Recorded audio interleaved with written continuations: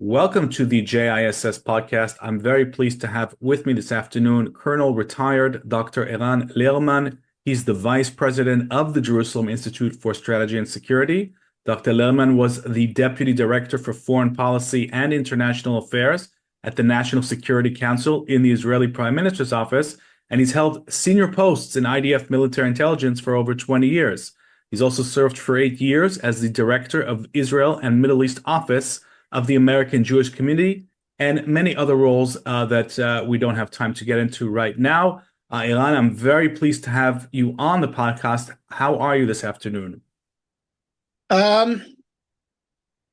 Personally, quite comfortable, but at the level of Israel's national situation, I think I'm very pensive. I have to say, I have a difficulty making predictions about some of the key issues lying ahead because there's so many contradictory elements at play right now that it's not easy.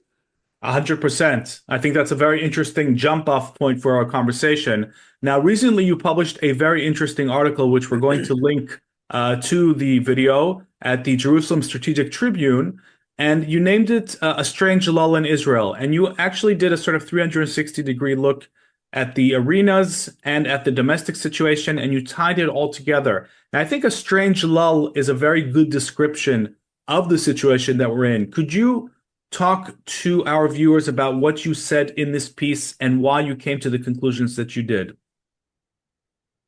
Well, you would have expected after a 2-year-long war that came to an end of sorts. I mean, it has not been, none of the issues has been resolved, but the fighting has ceased. The living hostages have been released and are back with their families. The bodies of all but one have also been retrieved.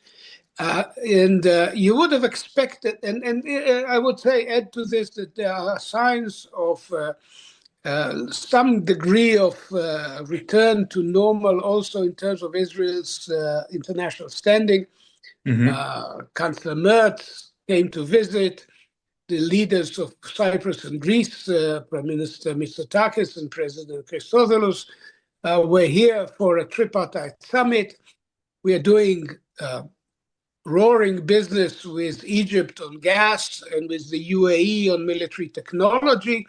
All of these are supposed to be signs of a much better reality than what we came used to face Right.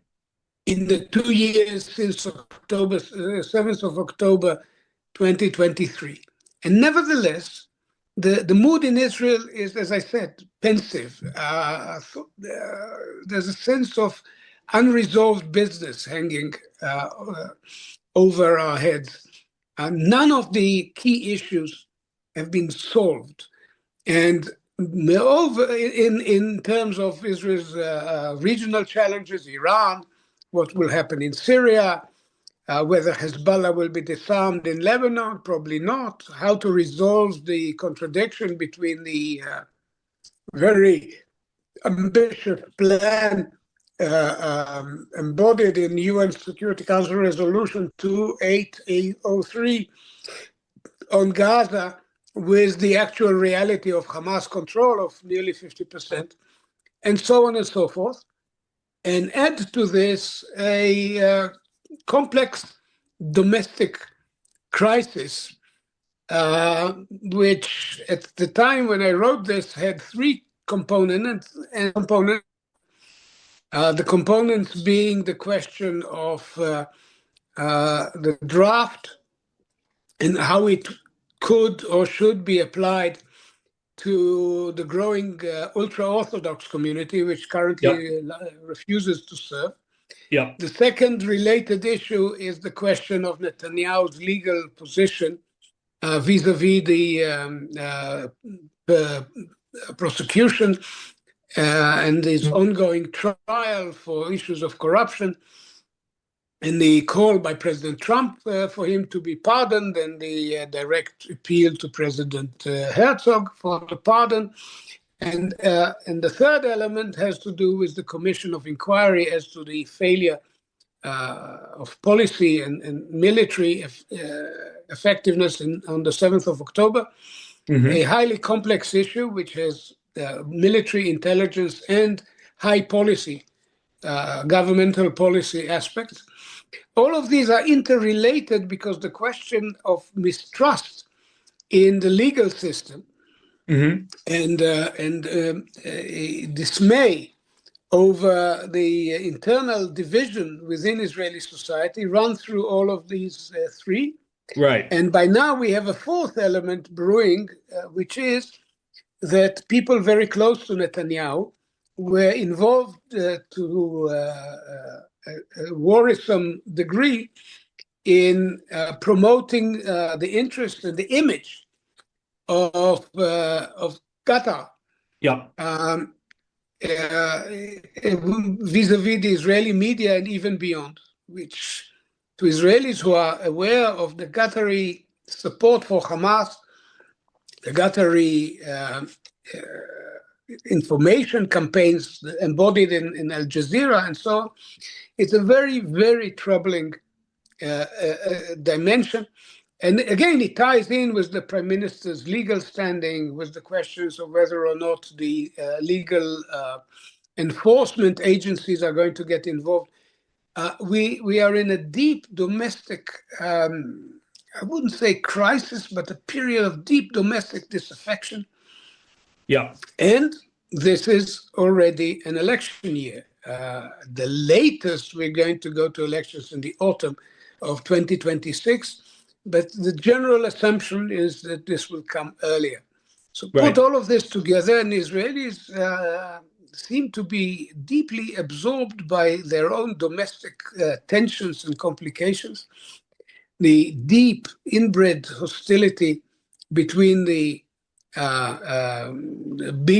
Netanyahu supporters, the Bibi camp, and those which are referred to sometimes in Israel by the Hebrew initials, Ralab, Raklo Bibi, anything but Bibi, ABB if you wish, and the ABB camp. And the tensions run deep and basically engulf each and every one of these four issues. Right. Which makes it more difficult to make serious and reliable and broadly accepted decisions on the other issues. Because when there's a lack of trust in the government, at the highest level of government, it's more difficult to make decisions. And nevertheless, the decisions are necessary. Right. Iran continues to build capabilities which are designed clearly against Israel. Above all, right now, we are focused on their ballistic missile program, which, by the way, was originally supposed to be disallowed altogether, but by a UN Security Council 2231. But the Iranians have never taken this too seriously, and we saw the impact of the missiles in the 12-day war, and they are still with us, and they are still working on further enlargement of their arsenal. Moreover, they have not given up on the nuclear project, to the best of our understanding. It may have been hampered seriously, it may have been set back considerably. I wouldn't want to argue with what President Trump is saying in this respect, but they may very well try to retrieve some of the still existing nuclear material, enriched uranium, basically, and still decide to defy the world and try to breach the barrier and have the bomb. So Iran is uppermost on our minds even now, despite the remarkable achievements of Israel and the United States in the 12-day war, what we called Rising Lion, and the final American blow called Midnight Hammer. All of this is still unfinished business. Right. In Lebanon, Iran's most powerful proxy, Hezbollah, have suffered very, very serious blows, and it's been deeply degraded. And the evidence is that Israel has been striking Hezbollah targets now for more than a year, with hundreds of Hezbollah operatives, some of them very senior, including their chief of staff of operations, Tabatabai, eliminated in Israeli strikes, and they have not yet fired a single shot back. They may do so. They're making the preparations, but they haven't done so, and I think deterrence is probably the right term in this context. However, this it doesn't matter. The Lebanese government has openly declared its intention to disarm Hezbollah. Hezbollah is basically saying, no, you're not going to disarm us because we are the resistance. We defend the Lebanese people.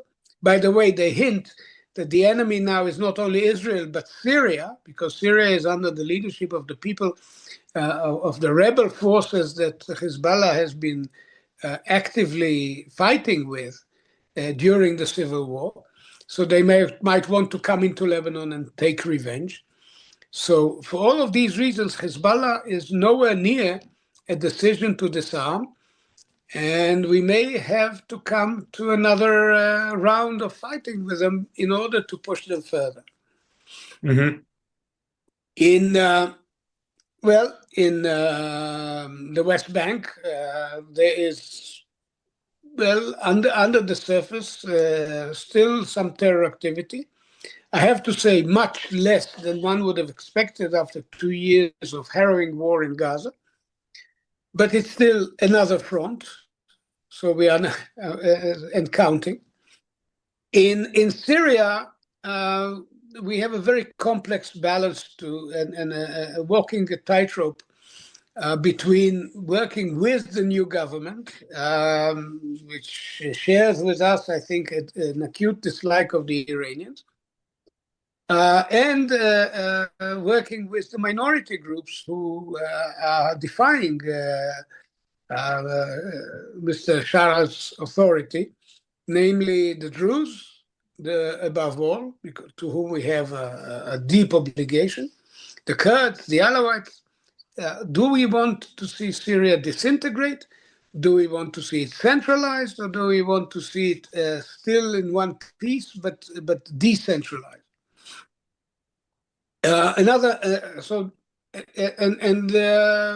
Terror activity from Syrian soil requires an Israeli presence beyond the lines drawn back in 1974.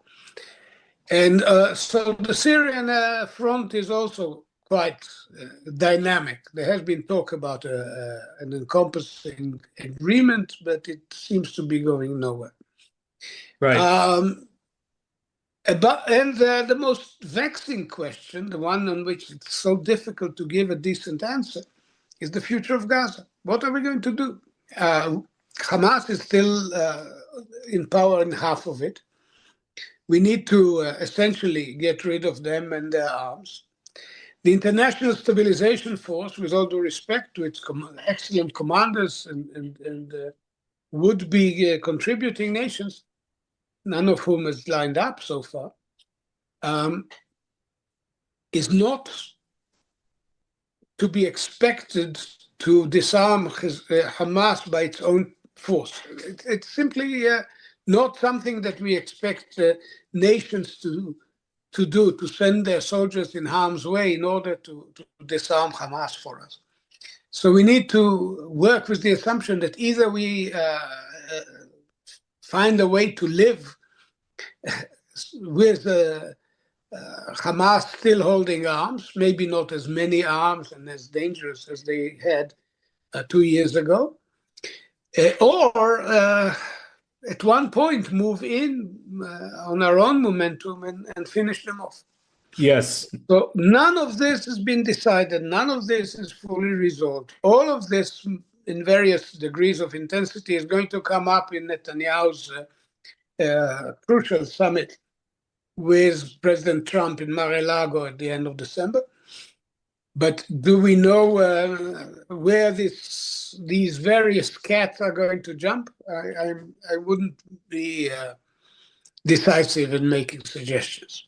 Right. Well, that's a fantastic overview, first of all. So thank you very much for that. Now, regarding the issue of Gaza itself, if we assume that, in the mind of Prime Minister Netanyahu, and probably also the defense establishment, that it's only a matter of time until the IDF will be required to move into Gaza City, to the central camps, to the 47% of Gaza that Hamas currently controls. Do you think the main stumbling block to that is actually in Washington? Is the diplomatic front the main arena right now? Because without Trump's blessing, it's difficult to imagine how that happens right now. We've got the Qatari influence, right? They're whispering in his ear. Turkish? The Turkish. So how do you map out this very complicated military diplomatic minefield seems to be? And do you think Netanyahu can navigate this? But I think you can navigate this. I Okay. think we are, at the end of the day, we are in a very different position. We are no longer constrained by concern for the hostages. We Right. have our military superiority is unquestioned vis-a-vis Hamas. Yep. And at the end of the day, given the blatant Hamas reversal of what was perceived earlier as the acceptance of the Trump plan, we are in a position to make a case as to the necessity of action. But what intervenes is not only American pressure, because Trump wants to be seen as a peacemaker, not presiding again over the Right. reigniting of conflict. But it's not just Trump and his questions of imagery. There is, to some extent, a domestic concern in Israel, of course, about casualties and the purpose, the ultimate purpose for which they will be giving their lives. Is it doable? There is a concern also about our international image. Any fighting in Gaza City is going to once again raise the questions of what's happening to Palestinian civilians. It's not going to be easy to remove them from the battlefield area. And we could face another wave, another round of condemnation and hate in large parts of the world, which is a concern after all. Right. And ultimately, there's another element. This is something we can, and I know that to those who went through the trauma of the 7th of October, this may sound somewhat risky, but I would still say that given how weakened Hamas is, we have no need to rush to action in Gaza. Okay. We can let them rot for another year and choose our own timing for this action. We don't necessarily have to do something, or else they would overpower us again like the 7th of October. That's not the case. We have, if we wish, we have time. And given what I've said earlier about Iran and others in the region which deserve our attention, Syria, Hezbollah, finalizing the project, that's to say, getting fully rid of Hamas, is not necessarily urgent as it would have been perceived 2 years ago. Right. They are contained. 53% of Gaza is under Israeli military control. They've been isolated from their sources of supply. Israel controls all the passing points. So we can decide, I wouldn't be surprised if this is the decision already taken, to wait another, say, 3 months and see where things are going. And meanwhile, let's build projects in the Israeli-controlled areas, which would then be handled or governed through this new body, the transition authority that draws its power from the Board of Peace, or the whole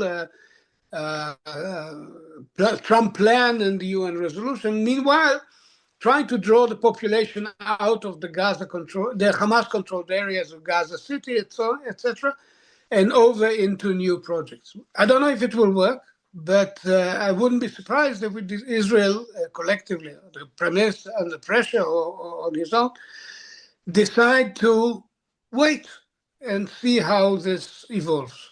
Right. That's a very interesting potential pathway. And I would just add an observation to that, that if that is indeed what Israel ends up choosing to do, I think it would also have to come up with a diplomatic and public diplomacy strategy for countering the Qatari Hamas and Turkish pressure that will be on Israel to withdraw from the part of Gaza that it controls, with all sorts of, phony disarmament shows that I'm sure that they're going to try and push through. So that might be another danger that we would have to navigate. Yes, yeah. In this respect, the summit in Mar-a-Lago is crucial. Certainly in the sense that we need a very clearly defined protocol, right, based on what's already being done at the CMCC in Kiryat Gat, the Civilian Military Coordination Center, which is essentially an American encampment on Israeli soil, with officers from several countries assigned, including several Arab officers. Just the idea that Arab officers are sitting in an American facility that Israel is hosting. Anyone who would have told you something like this 5 years ago would have been considered, a little bit disconnected. A science fiction writer. Right. Absolutely. Let me take your attention to Syria. You did mention it in your initial analysis, and one of the debates that seems to be happening here in Israel, in the public domain, and I wouldn't be surprised if also in the intelligence community, is one of the arguments is, okay, the lessons of October 7th tell us we can't get into the minds of Islamists, jihadists, or those who say that they're former Islamists. We can't really get into their heads when we're talking about somebody like Ahmed al-Shara. So the main thing that we need to look at are the capabilities. And if we operate based on that framework, we're insisting on a demilitarized southern Syria. As part of that, as you mentioned, there is support for the southern Syrian Druze community in Dar'a. And basically the counter argument goes, right. And the counter argument will go, well, this risks some sort of a de-escalation with what could potentially be a pragmatic Syrian leadership. This is a fierce debate that's going on here in Israel right now. Now, when you inject into that the Turkish involvement and Erdogan's what appears to be a pretty aggressive neo-Ottoman and ideological strategy that seems to be playing out not only in Syria but across the region, with an attempt by Turkey to also get a foothold in Gaza, which Israel is rebuffing. How do you tie this all together? What would your advice be to the Israeli cabinet when we're talking about Syria and, by extension, Turkey? Well, it's not that there's nothing simple about the Syrian situation, because in addition to all of this, there are indications that Ahmed al-Shara is not in full control even of his own cabinet. And there are various players, some of them truly jihadi, unrepentant and unreformed jihadi elements. Shah himself, has learned how to put on a suit and tie and make himself, let's say, into a client or a friend of the West. We all have to be somewhat suspicious about this transformation. He didn't shave his beard, did he? But at the end, we need to. I'm thinking of a Ben Gurionite kind of a slogan. Remember what he said: "We shall fight the British mandate as if there's no Hitler, and we'll fight Hitler as if there's no white paper." We need to work with Shara as if he was truly a reformed leader of Syria with good intentions. And here and there are expressions of intention to cut a peace deal or to change attitudes towards Israel.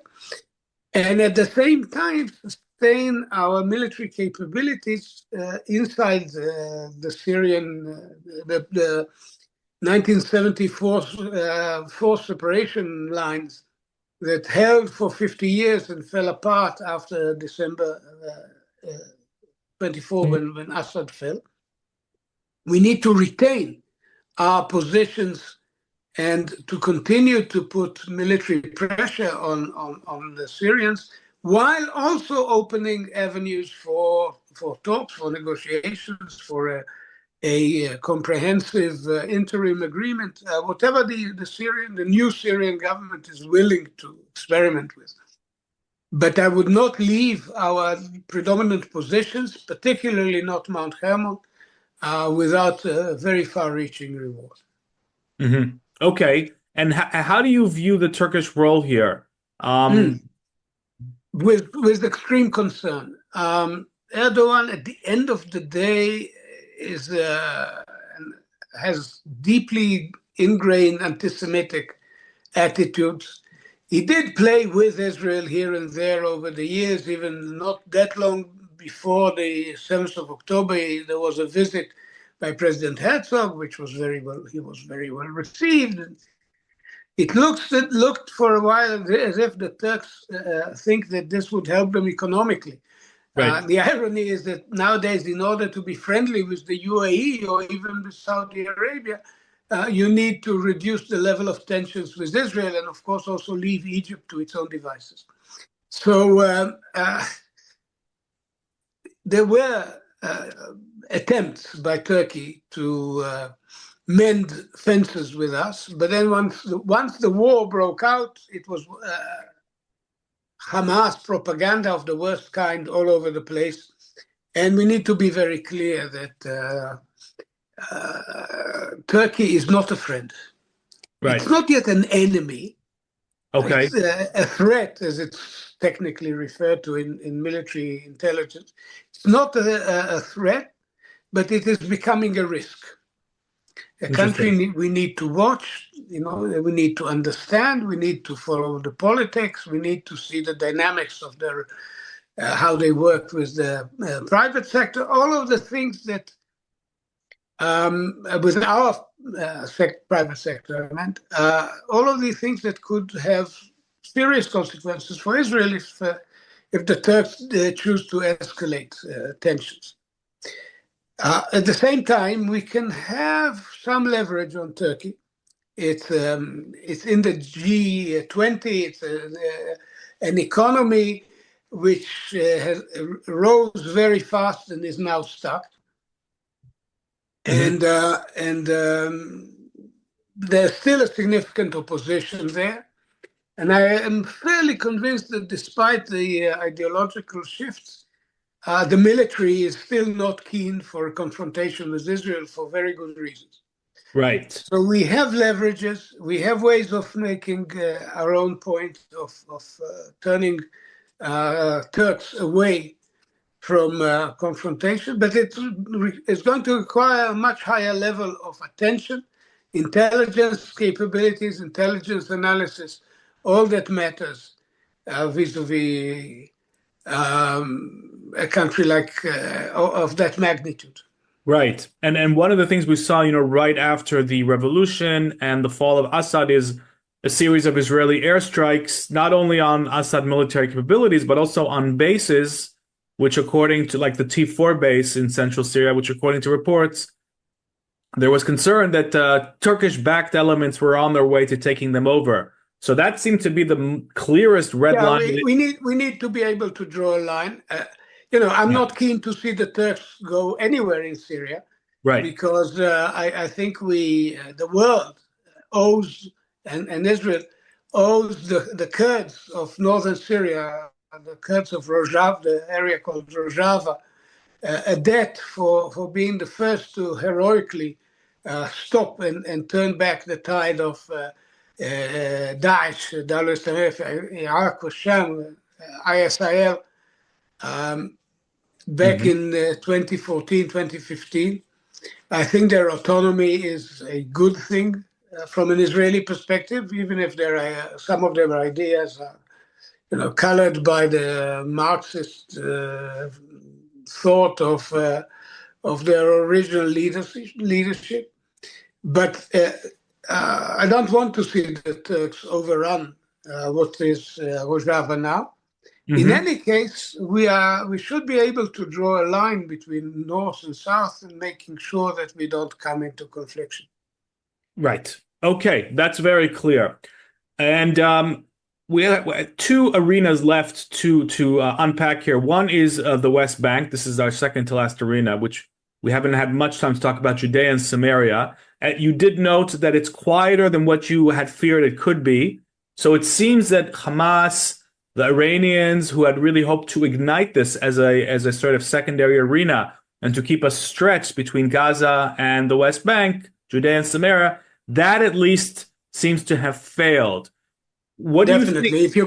If you compare this and also some groups among Israeli Arabs Right. to what was going on back in at the time of what we call the Guardian of the Walls, Yeah. 2021, you see a distinct decline in the willingness to get involved, take risks. Of course, there are terror cells, and there's a lot of propaganda, and there's a kind of innate sentiment or public support for Hamas, for what they've been able to do to the Jews. Right. However, the level of willingness to actually become active in terror attacks and so on is not that high. Among other things, maybe because the economic situation is not too bad. And there are some investments, some new projects. There's nothing to actually propel the population towards the terror option. Right. And of course, the Shin Bet is doing a very good job, and the IDF is doing nightly raids based on pinpoint intelligence. So Right. all of this is part of the story. Right. And do you think that that's sustainable? Do you think the status quo is sustainable in this arena? For the time being, I would say yes. Ultimately, it's not. I mean, it's not. I don't want to quote a certain Israeli politician who spoke about a piece of shrapnel in our rear path. No, it's not something that we're going to have to live with or will be able to live with for a very long time. We need some kind of a path forward, but right now it's manageable. Okay. Now, what I wanted to ask you about as well as a sort of our final talking point is the major change that's underway in the IDF, in the Israeli defense establishment itself, the lessons being learned from October 7th, the inquiries, the after-action reviews, and then we saw a grand inquiry which re-examined some of the previous inquiries and found that some of them were not up to scrap. Some were deemed to be okay and even better than okay, but some were deemed to be unsatisfactory. And it seems to me, at least, as somebody who observes the IDF pretty closely, that there is a genuine attempt to learn, to change, to highlight some of the misconceptions, what they always called the conceptia, that led to the blindness, the systematic blindness, not only from the intelligence world, but also from the operational world, and the way everything sort of collapsed on that terrible dark day of 7th of October. So I'd love to get your perspective on this. Do you think that our military and our intelligence community and everybody involved in active defense right now, do you think that the lessons are deep enough? Do you think that the shakeup is producing the needed changes to make sure that we're ready for tomorrow's threats? Well, I'm under the impression that there are serious changes being already implemented or maybe on their way. Organizationally, I don't see a dramatic change, but people who would be deemed to have a responsibility would have to go. But beyond that, what we are seeing is basically the end of a long debate that had serious proponents on both sides as to the size of the IDF, the role of the reserve system, the idea of moving to an all-voluntary military, and all of this has gone out of the window. Right. The notion is that the IDF needs more mobile armored and mobile brigades and division structures. It needs many more tanks. It needs more effective firepower. All of this we do have from American, basically much of it from American the aid packages. But if we work wisely, I think we can rid ourselves of that dependency. Right. And build our own military capabilities. That's, I think, what Netanyahu meant when he spoke about a super Sparta, not a Sparta in spirit, to coin a phrase, but a Sparta in the offices. Yes, he did just say last night, I believe, that for the next decade he wants to earmark over 300, I think, billion shekels, if I remember the sum. 350 billion shekels for building up a capability to let's say, independently arm ourselves in need. Yes, a military industrial base that would be able to meet at least our basic needs. And obviously this seems to be a direct lesson from, the very inadequate stockpile that Israel seemed to have been dependent on when it entered this war, which put it in a very uncomfortable dependency on whatever mood happened to be at the White House at any given day. That is not to cancel out the fact that there were tons and tons of aid that did derive here, but there was also a partial embargo under the Biden administration on certain arms. So this was obviously a major strategic issue that decision makers here constantly had to take into account. So maybe I'll finish on one question that you hinted at, and that is our relationship with the United States. There seems to be a fear, particularly amongst our Jewish brothers and sisters in the United States, that whatever comes next, whether it's from the Republican Party or from the Democratic Party, we shouldn't assume that the levels of support that Israel receives is going to remain forever. Do you think Israel has to prepare itself for a time when it's not a given that the U.S. will be our automatic friend, even in the Security Council, or do you think that these fears are exaggerated and it's too soon to talk about those kinds of scenarios? Well, I think the basic, let's say, bedrock of support is still there, despite the cracks at the edges from right and left.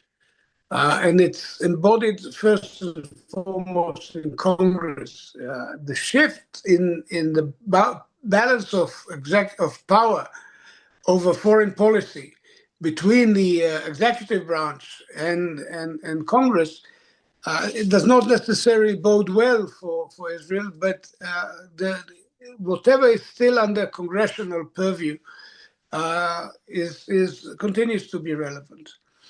I would say also, first of all, that the American obligation to the QME, as distinct from the aid packages, which need to be renegotiated every 10 years, but the obligation to Israel's qualitative military edge over any, let's say, possible combination of hostile neighbors is still American law, cannot be ignored easily.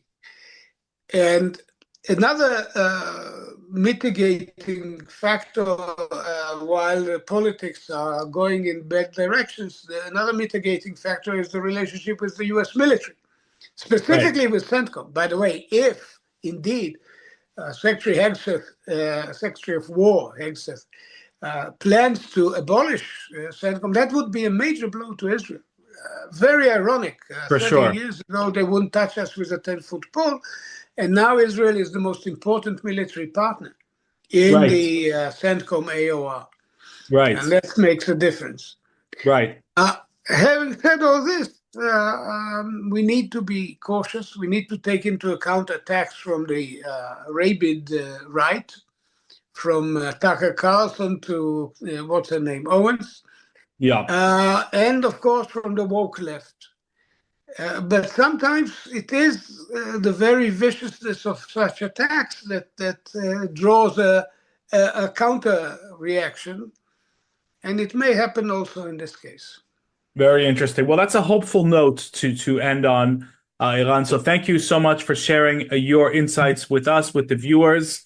And let's hope that our securities and strategic situation continues on its current path of massive improvement compared to where we were 2 years ago on that very dark day. So I'd like to thank you once On again. this, I think there's a fairly broad consensus between government and the key Zionist opposition parties that we need to be much more powerful and invest much more money into our defense budgets, given the roaring success of the Israeli economy as a whole.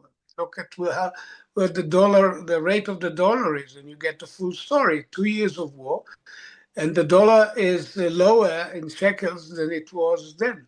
Yeah, unbelievable. Unbelievable. 100%. Yeah, that's a good observation. Eran, thank you so much. You're very welcome.